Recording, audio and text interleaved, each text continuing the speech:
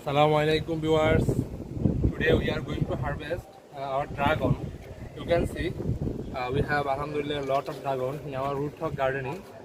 But there is some problem because our some dragon has been stolen by some kids. They stole in the dragon, and after the eating dragon they throw the dragon's leather. So come with me. We are going to harvest our some dragon.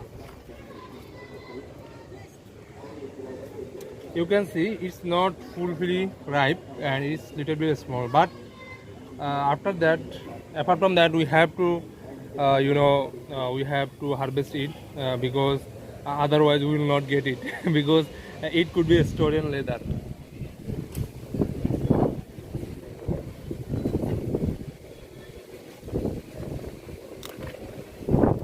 Alhamdulillah, it's small but not problem. It's also so much delicious and tasty.